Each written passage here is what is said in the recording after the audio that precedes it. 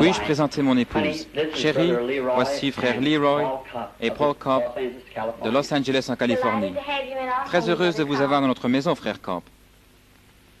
Frère Branham, dans vos deux grandes campagnes de Los Angeles, au Calvary Temple, nous avons remarqué que le Seigneur Jésus-Christ a travaillé avec vous d'une façon tout à fait spéciale, avec ses merveilleux dons, le discernement des esprits et des cœurs des hommes, aussi bien que les maladies du corps et les signes miracles.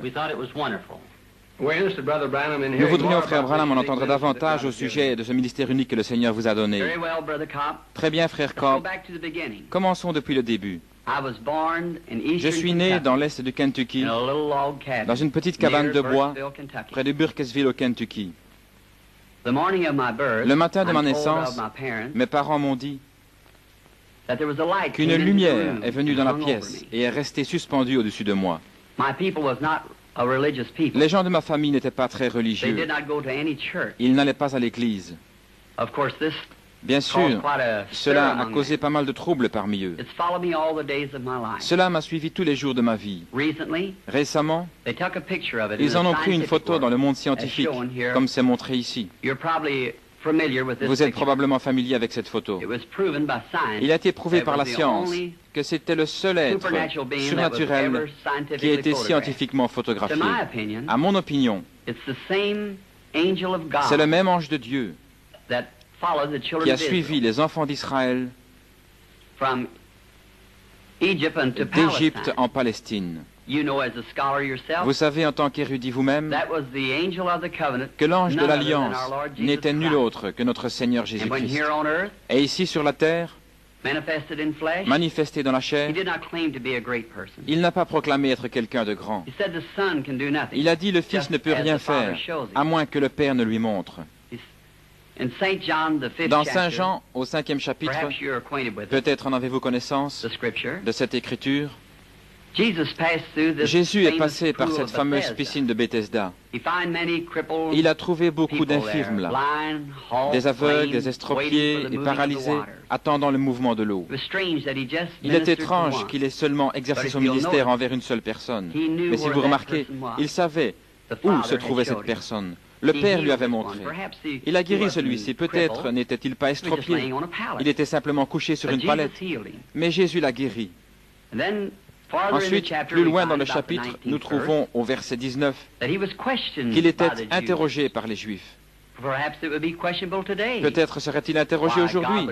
Pourquoi Dieu, passant dans un endroit où se trouvaient tous ces gens paralysés, estropiés et aveugles, et ne les guérit-il pas tous? Mais ici, je cite ses paroles. Il a dit, en vérité, je vous le dis, le Fils ne peut rien faire de lui-même, si ce n'est ce qu'il voit faire au Père. Ceci, le Fils le fait pareillement. C'est pourquoi, selon ses propres mots, son ministère était basé sur des visions de son Père. Il n'est pas étrange alors que son ministère s'accomplisse comme il l'a promis à ses disciples. Les choses que je fais, vous les ferez aussi, et même de plus grandes, car je m'en vais vers mon Père. Il a dit encore un peu de temps et le monde ne me verra plus. Mais vous me verrez, car je serai avec vous et même en vous jusqu'à la fin du monde.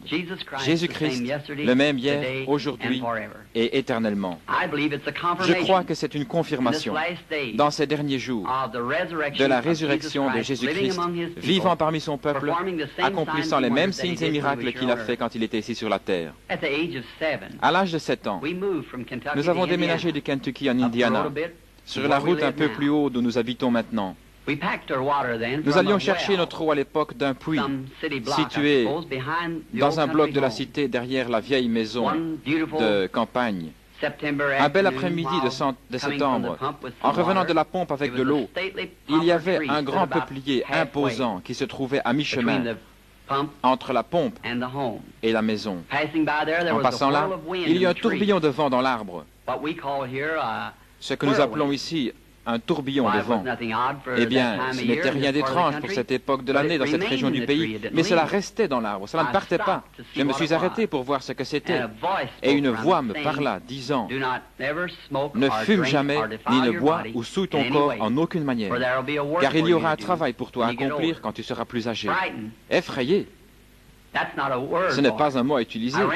J'ai couru rapidement à la maison, disant à ma mère qu'un homme m'avait parlé d'un arbre. Eh bien, elle pensa que j'étais nerveux et elle me mit au lit. Mais à partir de là, des visions commencèrent à venir. Et quand cela vient sur moi, cela produit une vision. Je peux alors dire aux gens ce qui ne va pas avec eux, ce qu'ils doivent faire dans la vie et le péché qu'ils gardent dans leur vie. À l'âge de 37 ans, un soir, je priais dans ma chambre. Quand je suis relevé, j'ai remarqué qu'il y avait une lumière sur le sol. Et en regardant pour voir d'où cela venait d'en haut. La colonne de feu se tenait juste en haut. Elle projetait une lumière sur le sol. J'entendis quelqu'un s'approcher. Je regardais qui venait dans la chambre. Un homme entra dans cette lumière. Une figure humaine. Il devait peser environ 100 kilos. Il avait des cheveux foncés jusqu'à ses épaules, un teint olive, il était pieds nus. Bien sûr, j'étais effrayé. Il me dit, ne crains pas. Dès que j'entendis cette voix, j'ai su que c'était la même voix qui m'avait toujours parlé. Mais c'était la première fois que je le voyais sous une forme humaine. Il dit, je suis envoyé de la présence de Dieu pour te dire que tu dois prier pour des gens malades. De grands signes et prodiges suivront ton ministère. Tu prieras pour des rois et des monarques, etc. Je lui ai dit que j'étais un homme pauvre, que je n'avais pas l'instruction, que je ne serais pas capable de faire ce travail. Il a dit, comme Moïse a reçu 2 signes de la confirmation de son ministère, que je recevrais 2 signes. L'un serait de prier pour les malades, les miracles, et l'autre serait de connaître le secret même du cœur des gens. Je lui ai dit que j'avais prié à ce sujet, que les gens m'avaient dit que c'était du diable, le ministère. Il fit référence à de nombreuses écritures, comme Philippe trouvant Nathanaël et Nathanaël venant vers Jésus. Lorsque Jésus lui a dit où il se trouvait, quand il était sous l'arbre, lorsque Nathanaël l'a trouvé. Et beaucoup d'autres écritures, comme la femme au puits, comment ses péchés lui furent révélés. Lorsque Jésus lui dit qu'elle avait 5 maris, elle courut dans la ville et dit, c'est le Christ. Il fit référence à beaucoup d'autres écritures. Je lui ai dit que j'irais. Il me donna l'assurance qu'il serait avec moi, toujours. Comme vous savez, frère Cobb, et le monde le sait, de grandes choses se sont produites dans le ministère. Nous pensions à ce qu'étaient ces visions, savoir si je m'en souvenais longtemps. Il y a quelque temps, j'en ai une. Il y a 14 ans, pour être exact, d'un petit garçon mort sur le côté de la route, touché par une voiture et tué. Il devait être ressuscité des morts. Eh bien, j'en ai parlé à tout le monde.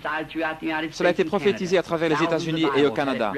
Des milliers de Bibles avaient cela écrit sur la page de garde, que cela aurait lieu. Un jour, alors que nous avions une campagne dans les pays scandinaves, nous étions en Finlande, venant de Kuopio, et il y avait un groupe de personnes rassemblées sur le bord de la route. Ils étaient penchés sur une espèce de forme. Nous sommes sortis pour regarder, et voilà, c'était le petit garçon. Toute la scène était exactement ce qu'elle m'avait été montrée. J'ai dit à frère Moore, regarde dans ta Bible, et vois si ce n'est pas cette scène. Oui, dit-il. Je me suis agenouillé et j'ai demandé à notre Seigneur Jésus de confirmer sa parole qu'il m'avait montrée et qu'il m'avait dit qu'elle allait se produire. Le petit garçon fut ramené à la vie par notre Seigneur Jésus. Il est en vie et en bonne santé aujourd'hui. Frère Cobb, voici quelques-unes des choses que notre Seigneur Jésus fait aujourd'hui dans le ministère qu'il m'a confié. À mon humble opinion, c'est pour confirmer sa parole qu'il a promis qui arriverait en ce jour. Nous le voyons se produire aujourd'hui. Maintenant, en ce qui concerne les campagnes en Israël, frère Cobb, je serais très heureux de servir notre Seigneur en Israël. Je crois que mon ministère sera très efficace pour les Juifs, parce que, comme le dit l'Écriture, les Juifs cherchent des signes, les Grecs la sagesse. Nous croyons que beaucoup de Juifs et beaucoup de personnes là-bas dans la Terre Sainte arriveront à croire que le Seigneur Jésus-Christ est le Messie lorsqu'ils verront un chrétien accomplissant la prophétie de Joël dans l'Ancien Testament. Oui, frère Cobb. Je suis certain que vous vous référez à la prophétie de Joël dans l'Ancien Testament, Joël 2, 28, comme il a prophétisé, disant que dans les derniers jours, il déverserait son esprit sur toute chair.